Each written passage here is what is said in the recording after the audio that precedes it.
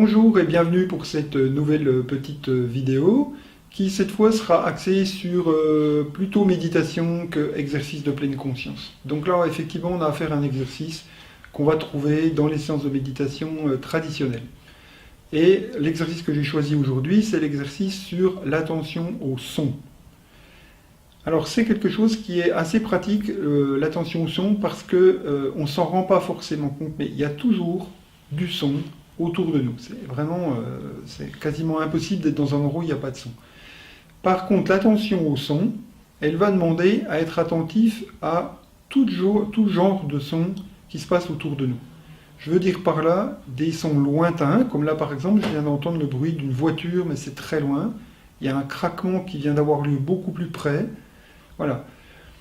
Il peut y avoir un son, je vais percevoir forcément le son de l'horloge, qui est dans cette pièce assez fort, et puis il peut y avoir tout un tas d'autres petits sons, ou gros sons.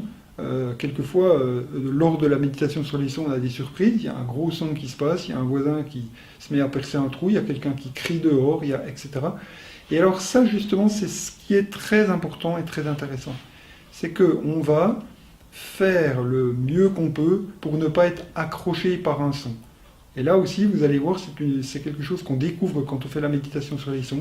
Il y a des sons qui nous accrochent beaucoup plus que d'autres.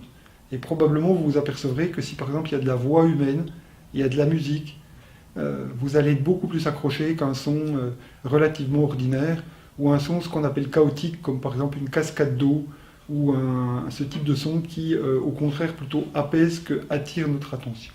En tout cas, donc aujourd'hui, je vous propose de faire l'exercice.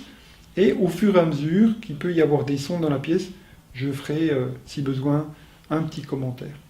Donc évidemment, on est dans la posture de méditation que pour aujourd'hui je ne recommande pas.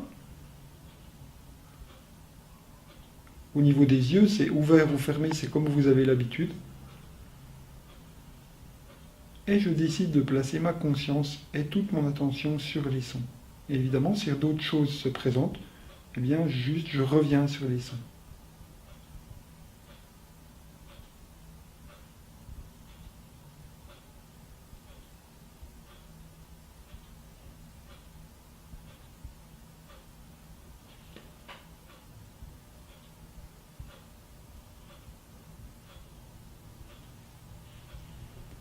Et alors si vous faites cet exercice avec une pendule comme il y en a une dans la pièce, c'est très intéressant.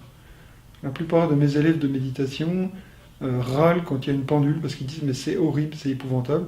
Mais justement je trouve que c'est très intéressant parce que ça permet de regarder comment notre attention est captée par ce son-là en particulier et que non seulement il y a du son, mais notre esprit va faire du commentaire sur le son. Voilà. Et ça c'est là le cœur de l'exercice. C'est qu'il n'y a aucun commentaire à faire sur aucun des sons qui arrivent. C'est vraiment l'expression du sens de la méditation, c'est d'accueillir les choses et de ne pas les commenter, de ne pas les analyser, de ne pas les juger. On essaie juste de revenir et de se rendre compte que ce son de l'horloge nous a complètement captés et que les autres sons ne les a pas perçus. On était absorbé par le son de l'horloge.